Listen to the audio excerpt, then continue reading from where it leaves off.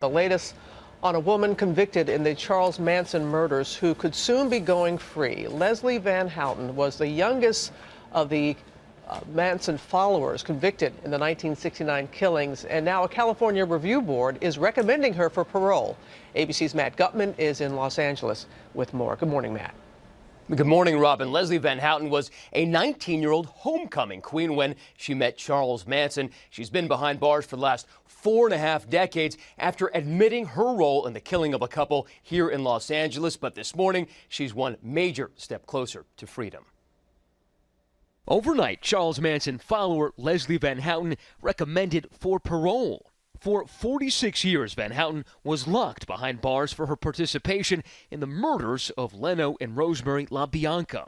Her lawyer Thursday arguing at a 5-hour hearing that she's been a model prisoner and poses no threat to the public. They called her an exemplary prisoner where she's helped the other inmates, she's tutored them. She herself has earned her master's degree in the last 2 years. She's now 66 years old, but in the 1960s, was just a teenager, a homecoming queen who sang in her church choir before she linked up with Manson. And when you first saw him? I felt that I had met someone that, by being around him, would have a positive change. Decades after the murder in 1994, Van Houten spoke with ABC's Diane Sawyer about the night that she and several other Manson followers savagely attacked and murdered the LaBiancas in their California home in 1969. And then Tex turned me around and handed me the knife, and he said, "Do something." And I stabbed Mrs. LaBianca in the lower back about 16 times. What kind of punishment do you deserve? What is enough?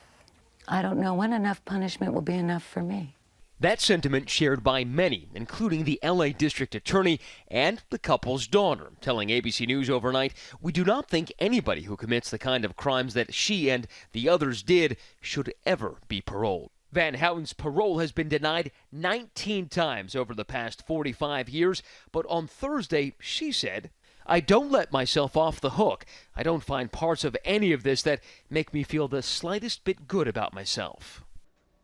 The parole board said Van Houten hasn't had a serious rule violation in 46 years. The same can't be said of Manson, who is now 81 years old. He and others involved in the killings are still behind bars. But Van Houten's release isn't a done deal. She still has to go before the governor and another parole board who could decide to keep her in prison. Robin. All right, Matt, thank you. We're going to talk to ABC's chief legal analyst, Dan Abrams, about that very thing that Matt was alluding to, because Bruce Davis, who was an associate with Manson, was denied parole. Even though he was recommended for parole, Governor Brown rejected that. What are the chances that he'll do that here?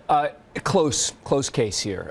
She's got a better argument than even Bruce Davis, meaning she was younger. She's done more in prison. She's taken more responsibility for what she did.